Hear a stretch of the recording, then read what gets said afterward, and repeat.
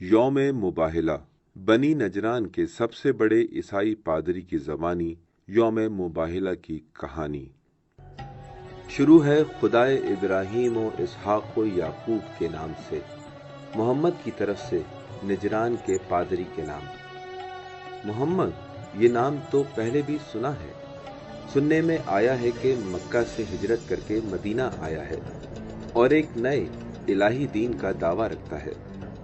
मेरे सामने उसके हाथों का लिखा खत है जिस पर उसकी मोहर भी सख्त है और मुझे अपने दीन की तरफ दावत देता है। एक मुख्तसर जुमला दर्ज है कि खुदाए इब्राहीम और इसहाक व याकूब की हम्द है और तुम सबको इंसानों की बंदगी के बजाय अल्लाह की बंदगी की जानिब दावत देता हूँ। मुझे नहीं मालूम था कि वो खुदा जिसकी मोहम्मद बात कर रहा है वही यहूदियों का भी खुदा है।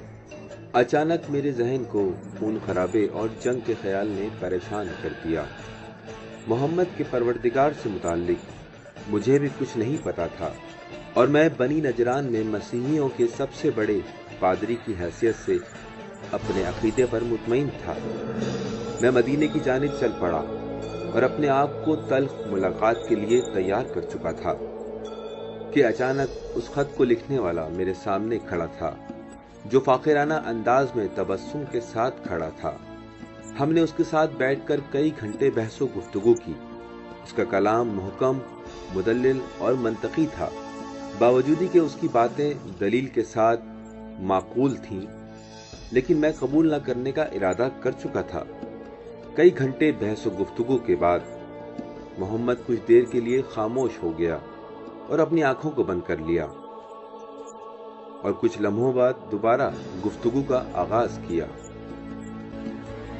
تعالوا ندعو أبناءنا وأبناءكم ونساءنا ونساءكم وأنفسنا وأنفسكم ثم نبتهل فنجعل لعنة الله على الكاذبين۔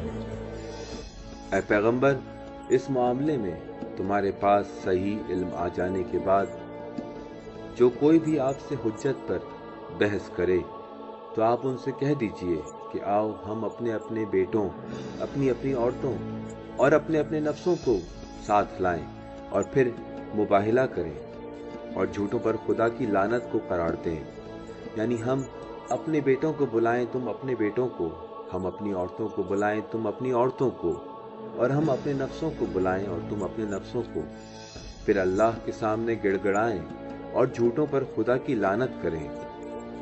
اس نے ہمیں فیصلہ کن مباہلے کی دعوت دی، ایسا مقابلہ جس میں شکست کھانے والوں پر الہی عذاب نازل ہو، اور پھر مباہلہ کے دن آن پہنچا۔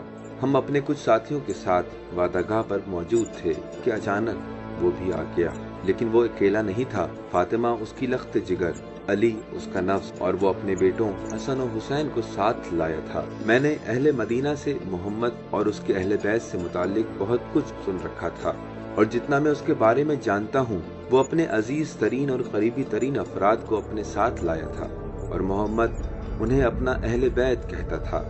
اہل مدینہ کی اکثریت محمد کے خاص اہل بیت سے متعلق حدیث قصہ سے آگاہ تھے، اسی لیے ان کے بارے میں ہم بھی سن چکے تھے۔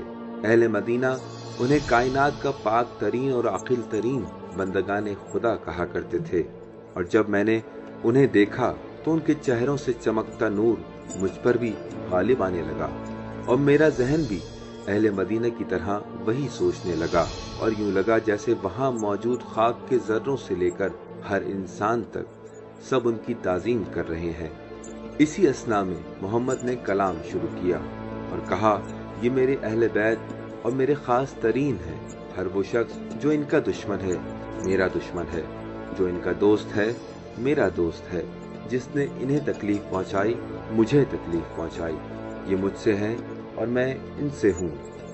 میں نے یہ سب سنا اور اچانک پیچھے مڑ کر اپنے لوگوں کی طرف دیکھا، کیونکہ مجھے ان سب کی فکر لاحق تھی۔ ان سب کے چہروں پر خوف طاری تھا، جبکہ محمد اور اس کے اہل بیت متبسم اور مطمئن کھڑے تھے۔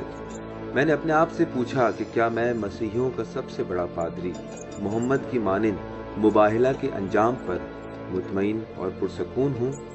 مجھے میرے ضمیر سے جواب منفی ملا اور خوف کو اپنے اوپر طاری پایا۔ لہٰذا میں نے اپنے لوگوں کی بھلائی کی خاطر محمد سے صلح کا معاہدہ کر لیا اور واپس نجران پلٹ گیا۔